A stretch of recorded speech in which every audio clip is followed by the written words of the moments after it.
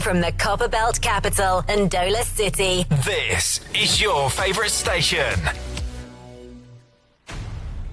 The Zambia ABSA Marathon is back. Be part of Zambia's biggest and most anticipated marathon. Join us on the 6th of September 2025 for a day of fun, personal milestones, and unforgettable memories. And now with the World Athletics label, you don't want to miss a chance to write your fitness story.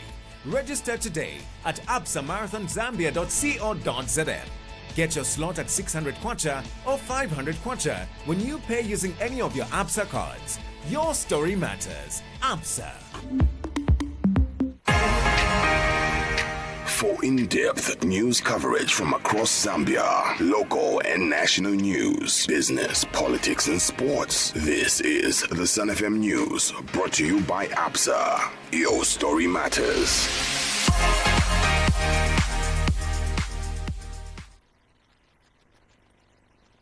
The news.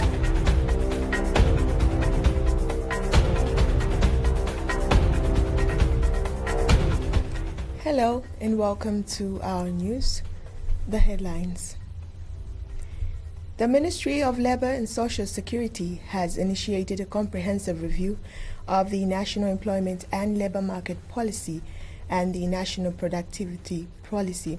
This move is part of a broader effort to align Zambia's labour market with Vision 2030 and the 8th National Development Plan (ENDP), aiming to remove systematic barriers to job creation, improve labour productivity, and strengthen workforce development. Health Minister Elijah Muchima has reaffirmed President Hakainde Hichilema's commitment to tackling health challenges that contributes to illness and premature death, stating that the President is working tirelessly to improve healthcare delivery across the country. The Zambian government has announced a 3-month suspension of the 10% export duty on copper concentrates, citing urgent technical disruptions at local smelters that have stalled mineral processing and led to stockpiles at mine sites. Chipolopolo midfielder Miguel Chawai has expressed excitement after joining Scottish Premier side Hibernian Football Club from BSC Young Boys. Join me for the details shortly.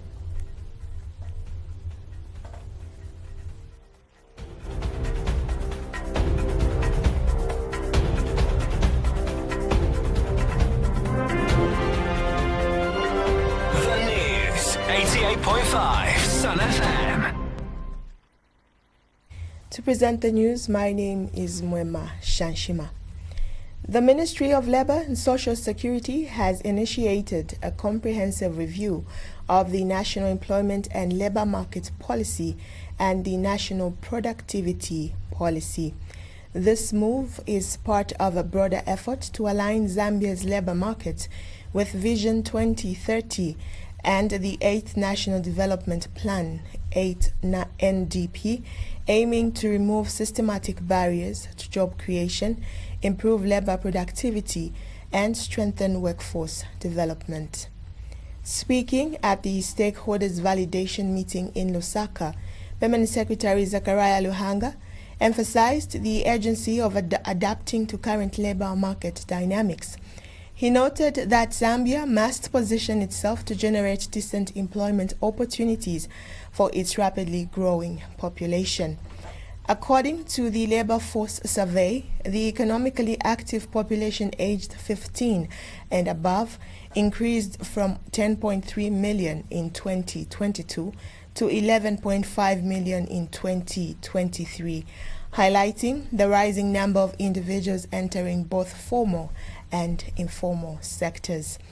Despite this expansion, Zambia continues to face significant challenges in productivity. In 2023, the country ranked 160 out of 189 globally in labor productivity, while productivity in international dollar terms rose slightly from $4.55 to $5 per hour worked.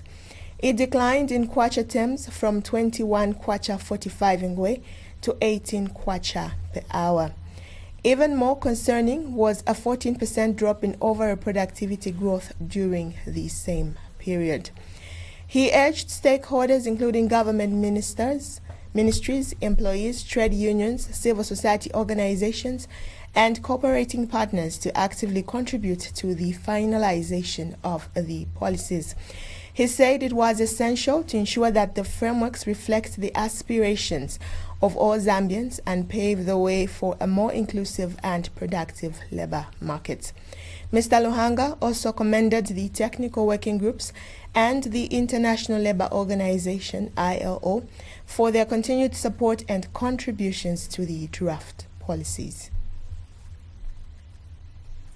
As you are all aware, the government of the Republic of Zambia, under the visionary leadership of President Hakainde Hichilema, has made economic transformation and job creation and human and social development top national priorities. This is espoused in pillars 1 and 2 of the 8th National Development Plan, anchored in the Vision 2030. We heard from our ILO rep to say there's a relationship between the economy and what we are doing today. Meanwhile, Labour Commissioner Givens Muntengwa highlighted the importance of aligning the national employment and labour market policy with the productivity policy to promote decent work, revenue generation, social justice, and sustainable economic growth. Employment and labour policy is sitting in the Ministry of Labour. When you look at the issues, they are overarching. The issues are sitting in all ministries, and there's no single entity here which can say that they don't have an employer and employee in their midst. So the issues that relate to Ministry of Labour, therefore, are touching on all aspects of human endeavors. We're talking about informal sector, and that's why at ILO the discussions were centered around the transitioning from informality to formal sector and the issues of taxation. Health Minister Elijah Mchima has reaffirmed President Hakainde Hichilema's commitment to tackling health challenges that contribute to illness and premature death, stating that the president is working tirelessly to improve healthcare delivery across the country. Dr. Mchima made the remarks during a visit to Nsongwe Rural Health Center in Livingstone, a facility he toured shortly after his appointment as health minister in 2024. He expressed satisfaction that several concerns raised by the local community during his previous visit had since been addressed. Among the resolved issues was the provision of a water tank, which had been promised and is now in place.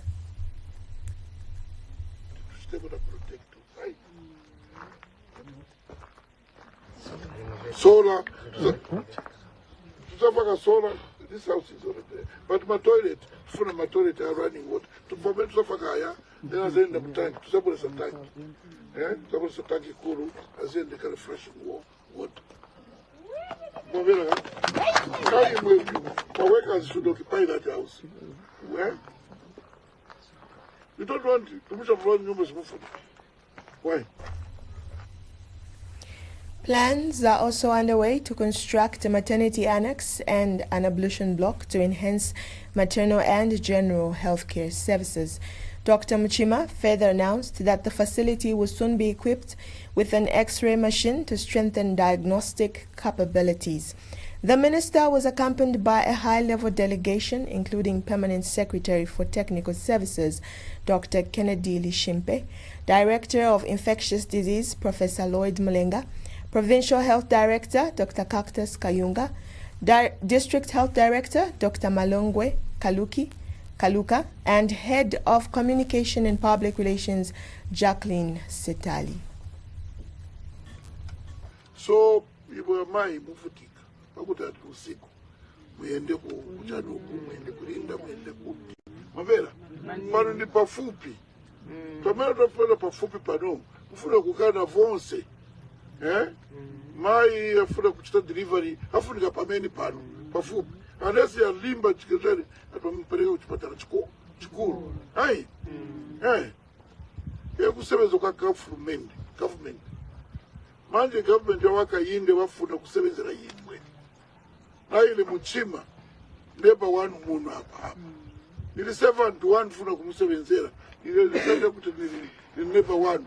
Nifuna chipatala chikule mavera ka. And Neighborhood Health Committee Chairperson Maluvina Simului recalled the minister's promise in 2024 to facilitate the installation of a water tank, which has now been fulfilled.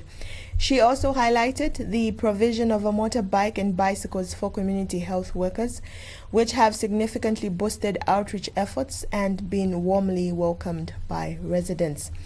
The visit underscores the government's ongoing efforts to strengthen rural health infrastructure and ensure equitable access to quality healthcare services. The Zambian government has announced a 3-month suspension of the 10% export duty on copper concentrates, citing urgent technical disruptions at local smelters that have stalled mineral processing and led to stockpiles at mine sites. The move, formalized under Statutory Instrument Number 47 of 2025, will remain in effect until October 1st, 2025, and is intended to ease pressure on mining companies while smelter facilities undergo reconstruction and expansion. Finance and National Planning Minister Dr. Stumbeko Msokotwane explained that the suspension was prompted by industrial appeals and economic concerns. He said exports during the suspension period will be channeled exclusively through Industrial Resources Limited, a wholly owned subsidiary of the Industrial Development Corporation, IDC. There's been quite a number of comments in the media saying, why is this government, why is this Stumbeko Msokotwane giving away tax revenues from the mining sector when we need the money? And of course, some of those saying those things are people from the previous government, the Patriotic Front to be in particular. Colleagues, some of these things, when you see them, I think maybe the best thing to do is, first of all, ask. Before you start blasting away, making criticisms, ask so that you understand. Meanwhile, Zambia Chamber of Mines CEO Mr. Sokwani Chilembo welcomed the decision, noting that the smelter challenges were not routine, but part of a broader effort to re-establish and expand operations. Restoration of capacity at the same time as we are growing production. You saw the increases last year. As large-scale mines, we grew by 9%. If you add the 42,000 attributable by the Ministry of Mines to the rest of the sector, it took us to low double digits of around 12%. So in those circumstances, you will have situations when these things arise, even out of operational outages at smelting and refining capacity. So we will seek this kind of recourse when that situation arises, because it only makes business sense in that circumstance to have the ore flow rather than having it stockpiled and then having contribute negative to the overall economic situation, as pointed out by the minister. Some stakeholders have condemned the suspension, arguing it undermines Zambia's economic control and favors foreign mining interests, adding that there has been lack of public consultation, and warned that the move could stall local value addition and job creation. The United Party for National Development, UPND, has called on young people to remain patient and supportive as the government takes steps to improve safety at mining sites affected by illegal operations. Speaking in an interview with Sun FM TV News, UPND Deputy Chairperson for Politics and Mobilization, Trevor Mwende, explained that the government is temporarily halting operations at certain mining locations to protect lives and prevent further hazards. He emphasized that the government's actions are aimed at ending illegal mining practices and creating a safer, more regulated environment for all. Mr. Mwende also cautioned politicians against exploiting the situation for political gain, urging them to support the government's efforts to restore order and legality in the sector. Some mines due to safety. Mines have been crossed, not because the New Dawn administration celebrates in youths having nothing to do, but because of safety measures. We have heard how many people died, even in some illegal mining activities in Mufumbwe. We have heard how people have been dying, even in Senseri, in Chingora. And that on its own, if you have got leadership that which wants to respond to the Zambians' needs. The UPND message comes amid growing concern over unsafe mining conditions in several provinces, where unregulated activities have led to injuries and fatalities. Community leaders and youth representatives are being encouraged to engage with local authorities and stay informed about safety guidelines and legal mining procedures. A clergyman has appealed for unity and compassion in resolving the ongoing dispute surrounding the burial of late 60th Republican President Edgar Chagwa Lungu, whose remains are yet to be laid to rest following a contentious legal ruling. Speaking in a telephone interview, Pastor Crispin Piri urged the Lungu family, government, the church, civil society organizations, and the international community to come together and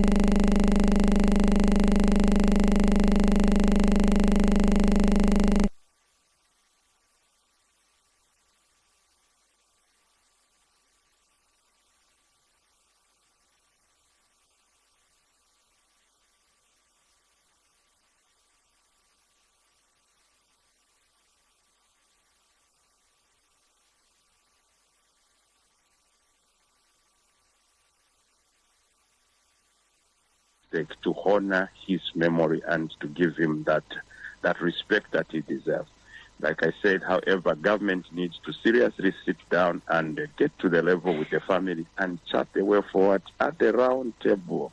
The court issues running up and down, that just depends the wounds from both sides. We are looking for an amicable solution which can seriously be considered between government and the family members so that we can move forward. And this is why we are appealing to the church, the international community, and civil society organizations. The appeal comes after the South African High Court ruled yesterday that President Lungu's remains be repatriated to Zambia for burial. However, the Lungu family has challenged the decision, leaving the burial arrangements in uncertainty. Pastor Piri emphasized that prolonged legal battles are not only painful for the family, but also for the nation, and called for urgency and peace in resolving the matter. The situation has sparked widespread public concern, with many calling for a resolution that reflects both national values and personal rights. Kelvin Fube-Bwalya, president of Zambia Must Prosper and a partner in the Tonse Alliance, has issued a heartfelt appeal to all Zambians, particularly supporters of the ruling United Party for National Development UPND and national stakeholders to show respect and restraint as the nation grapples with the unresolved burial arrangements of late 60th Republican President Dr. Edgar Chagwa Lungu. In a public statement, Mr. Bwalya emphasized that this is not a time for division or political point scoring, but rather a moment for maturity, humanity, and unity. Mr. Bwalya called on citizens and leaders alike to preserve the dignity of the Lungu family and uphold the honor of the nation, stressing that the late president's legacy must be treated with reverence and care. His remarks come amid growing public concern following a ruling by the South African High Court which ordered the repatriation of President Lungu's remains to Zambia. The decision has since been challenged by the Lungu family, leaving the burial arrangements in limbo. As the nation mourns, Mr. Bwalya's message serves as a reminder that national unity and compassion must guide Zambia through this difficult chapter. More than 200,000 farmers in Kalulushi district are calling on the government to intervene in a land dispute that threatens to displace them from farmland they have cultivated for over 30 years. The farmers based in the Eden Wafwamo area say the land has been their primary source of livelihood and losing it would jeopardize their families' survival. They are appealing for a portion of the area to be officially allocated to them, citing their long-standing commitment to farming and land stewardship. Kalulushi District Commissioner Joseph Piri met with the concerned residents and assured them of his support. He emphasized that his role as a public servant is to protect the interests of the people and not seek praise. During the meeting, farmers expressed frustration over the possibility of being removed from their farms, saying the land is not just soil, it is the foundation of their lives and the future of their children. These are the over 2,000 farmers of Kalulushi district who are scared of being displaced and be deprived of their farms where they get their daily survival. They have bitterly complained about the Kalulushi municipality of not considering them. Their argument is that the land they currently occupy belonged to ZCCMIH, and after demarcation, part of the land was later given to the community, being farmers of Eden Wafwano land were not considered, despite having documentation. Ishitungulucho seshine shiri kuno nibakandire interest bakwata eko bamfwe mpanga kuya mukuri empanga na bakanso babo so nomba chitulelomba ko kubuteko na bali bonse bali mfa babuteko teni batu afwe nomba baba politician abali kuno bonse bali sanomba mukutwingirira no kwambo kuyibira pamona kampambe mpanga kampamba kandundi wine batuletele na batwipaya baibero kwe bati impanga to alipimina titamwa baba mataito titu akwatafika ufufuleta ni kampamba ili ashira mukutuchuchunganya kampamba na mwebere palia asumina tikwena fishing keso murerandi. They have since asked the relevant authorities to intervene in the matter, saying it is the only way their issue can be sorted. Calm down. Obtain more information, from the community.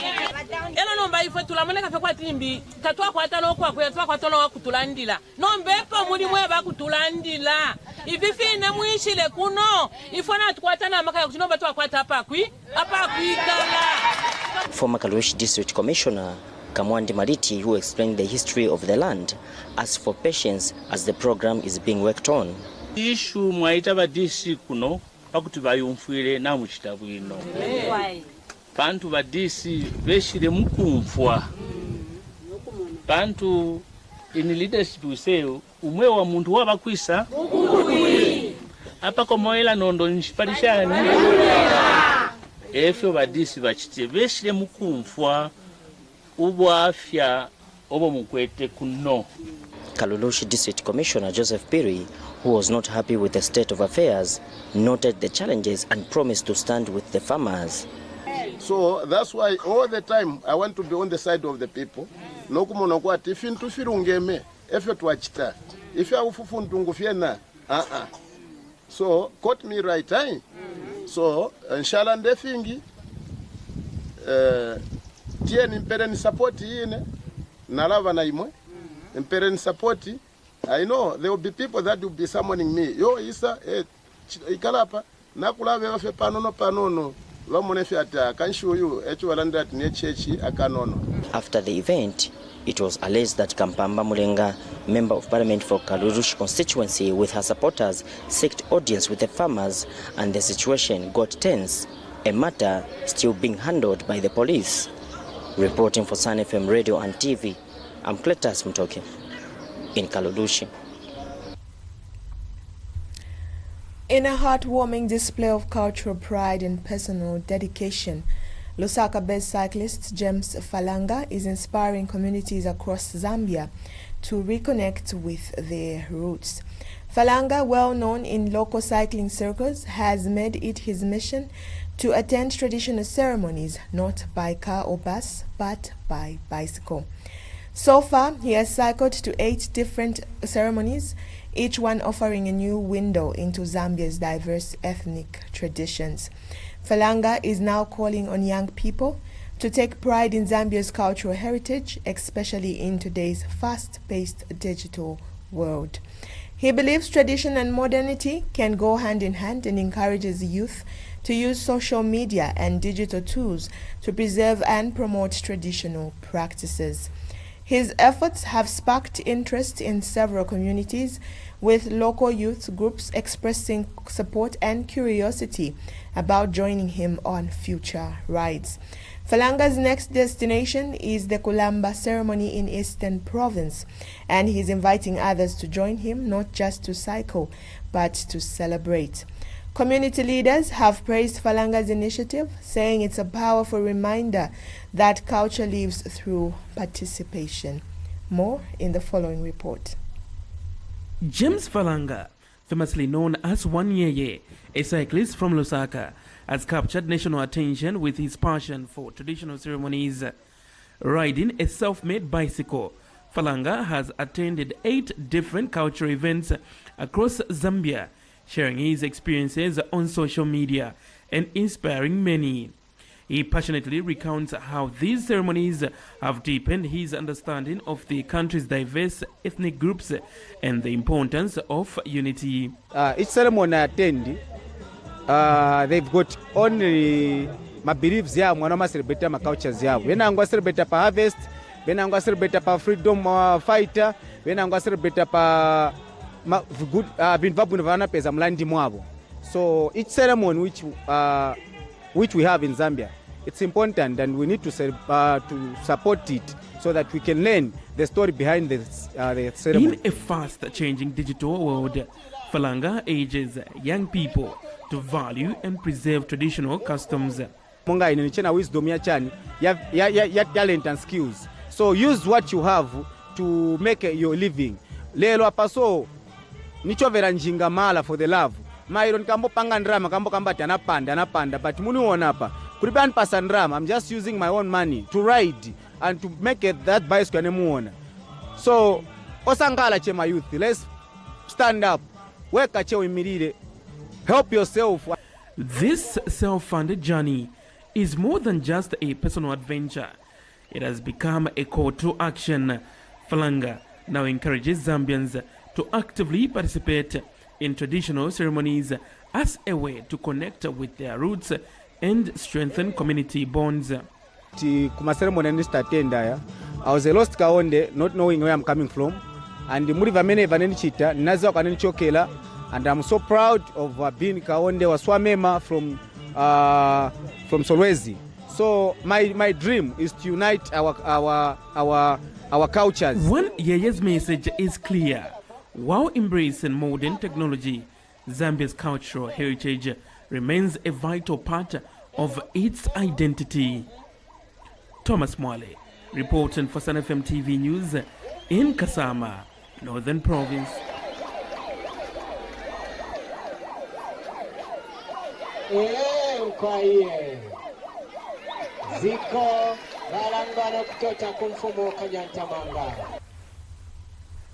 You are still watching and listening to Sun FM TV and radio. We take a break, and when we return, we have more in sports news. The Zambia ABSA Marathon is back. Be part of Zambia's biggest and most anticipated marathon. Join us on the 6th of September 2025 for a day of fun, personal milestones, and unforgettable memories. And now with the World Athletics label, you don't want to miss a chance to write your fitness story. Register today at absamarathonzambia.co.zm. Get your slot at 600 kwacha or 500 kwacha when you pay using any of your ABSA cards. Your story matters. ABSA. Thank you for staying with us. And now in sports news, Chipolopolo midfielder Miguel Chaiwa has expressed excitement after joining Scottish Premiership side Hibernian Football Club from BSC Young Boys. Speaking in an interview with the club's media unit, Chaiwa described himself as a box-to-box player who is creative, able to eliminate players, and full of energy. He promised to prove his worth when the technical bench gives him chance to showcase his skills on the pitch. I'm really happy to be here, looking at how they welcome me. Looking at it, it's like more like family welcome. I believe in every life, football there's always a new chapter. So I decided to carry on a new chapter, a new environment for me. For me, I might describe myself as more a box-to-box player, creative, able to eliminate players, and full of energy. In as much I'm excited to play and to be with the squad. I can't wait for it, and hopefully if the coach gives me a chance, I have to prove it. The 21-year-old is reported to have signed a 3-year for an undisclosed fee, subject to work permit approval. Chaiwa will become the second Zambian to play in the Scottish top flight after Fashion Sakala, who featured for Rangers FC before moving to Al Khafar in Saudi Arabia. Hibernian Football Club was founded in 1875 by members of Edinburgh's Irish community, and the name is derived from the Latin for Irie land. And on that sporting item ends our news, but before we go, we take a look at the stories making headlines once again. The Ministry of Labour and Social Security has initiated a comprehensive review of the National Employment and Labour Market Policy and the National Productivity Policy, a move part of a broader effort to align Zambia's labour market with Vision 2030 and the 8th National Development Plan 8 NDP, aiming to resolve systematic barriers to job creation, improve labour productivity, and strengthen workforce development. Health Minister Elijah Mchima has reaffirmed President Hakainde Hichilema's commitment to tackling health challenges that contribute to illness and premature death, stating that the president is working tirelessly to improve healthcare delivery across the country. The Zambian government has announced a 3-month suspension of the 10% export duty on copper concentrates, citing urgent technical disruptions at local smelters that have slowed mineral processing and led to stockpiles at mine sites.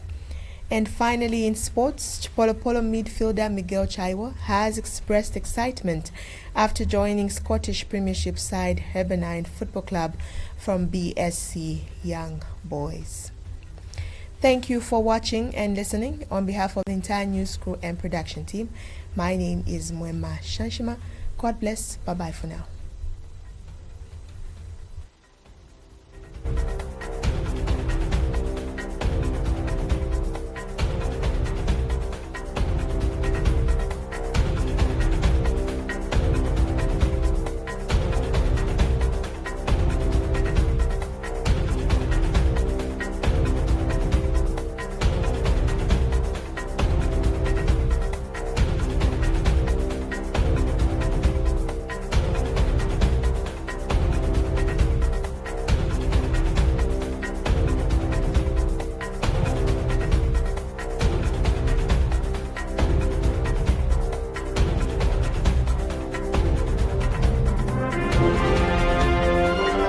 The News, 88.5 Sun FM. The Zambia ABSA Marathon is back. Be part of Zambia's biggest and most anticipated marathon. Join us on the 6th of September 2025 for a day of fun, personal milestones, and unforgettable memories. And now with the World Athletics label, you don't want to miss a chance to write your fitness story. Register today at